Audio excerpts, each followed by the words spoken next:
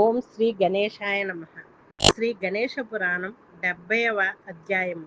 సంకట సంకష్ట చతుర్థి వ్రతోపాఖ్యానం మొదటి భాగం. పూర్వం శ్రీకృష్ణపుత్రుడైన ప్రద్యుమ్నుడు తన కుమారుని జాడ కానరాక చింతాజలదిలో మునిగి ఉండగా అతని తల్లి అయిన రుక్మిణీదేవి అతనికి ఇలా సలహా ఇచ్చింది. నాయన, పూర్వం నీవు 6 రోజుల వయసు గల బాలకుడవై ఉండగా సంబరాసురుడు నిన్ను నా పుత్తిళ్లలోంచి అపహరించాడు. అప్పుడు నీ వియోగ దుఃఖము చేత నా హృదయం ఎంతగానో తల్లడిల్లింది. ఇతరులు ఇతరులు పిల్లలను చూసినప్పుడల్లా నా పిల్లవాడు కూడా ఇంతే వయసులో ఉండేవాడు కదా అని అనిపించి గుండెల్ని పిండివేసినంత బాధ కలిగేది. ఇలా చాలా కాలం గడిచింది. ఒకసారి భగవత్కృపా విశేషం చేత లోమసుడనే ముని రావటం తటస్థించింది. ఆయన నాపై దయపూని నాకు మనోభీష్టం నెరవేరడానికై సంకస్ సంకష్ట చతుర్థి వ్రతాన్ని ఉపదేశించాడు. దానిని నేను శ్రద్ధాభక్తులతో 4 పర్యాయములు ఆచరించాను. అప్పుడు ఆ దేవదేవుని అనుగ్రహం వల్ల నీవు సంబరాసురుణ్ణి వధించి తిరిగి వచ్చావు కనుక కుమారా, నీవు కూడా ఆ వ్రతాన్ని ఆచరించు. అలా చేసినట్లయితే నీవు తప్పక నీ కుమారుని జాడ తెలుసుకొనగలవు.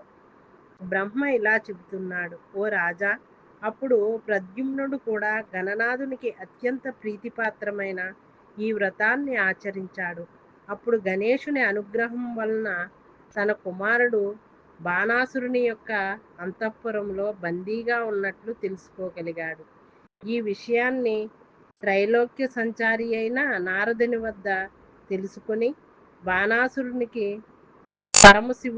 శివుని అండదండలున్నాయి కనుక అతన్ని జయించటం చాలా కష్టమని గ్రహించి శ్రీకృష్ణుడు ఈ కార్యసిద్ధికని ఉద్ధవుని సలహా మేరకు ఈ వ్రతాన్ని ఆచరించాడు. ఫలితంగా భీకర సమరంలో బాణాసురుని సునాయాసంగా జయించి బాణుని కుమార్తె అయిన ఉషా సమేతంగా అనిరుద్ధుని తిరిగి తీసుకొని వచ్చాడు. ఓ రాజా, పూర్వం సృష్టి రచనను చేయగోరి నేను కూడా ఈ వ్రతాన్ని ఆచరించి ఆ గణేశ అనుగ్రహం చేతనే నానావిధ సృష్టిని నిర్విఘ్నంగా సమర్థవంతంగా చేయగలిగాను. అంతేకాదు, అనేక పర్యాయాలు దేవతలు అసురులు కూడా తమకు సంభవించిన విఘ్నములు ఉపశాంతికై ఈ వ్రతాన్ని ఆచరించారు. కనుక ఆపదలలోనూ కష్టకాలమునందు వాటి శాంతికి ఈ వ్రతాన్ని చేయాలి. ఈ వ్రతానికి దీటైన సర్వసిద్ధికర వ్రతం ఇంకొకటి ఎక్కడా కనబడదు.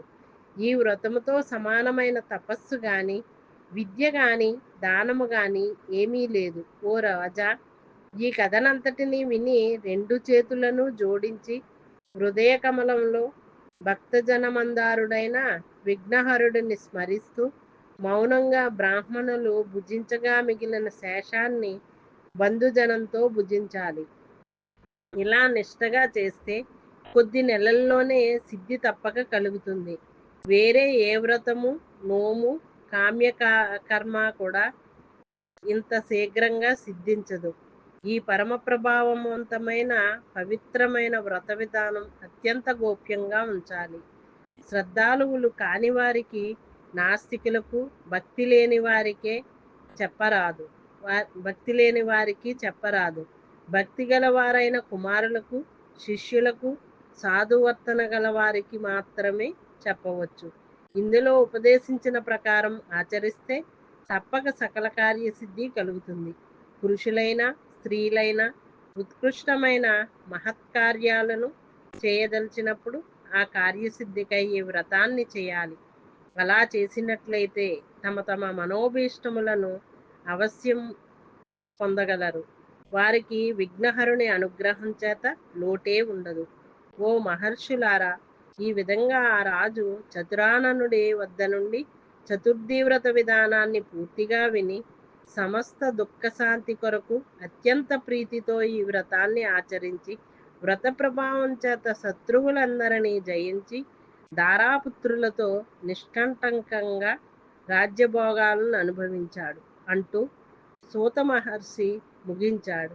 ఇది శ్రీ గణేష పురాణం ఉపాసనా ఖండంలోని చతుర్థి వ్రతోపాఖ్యానం అనే 70వ అధ్యాయం సంపూర్ణం.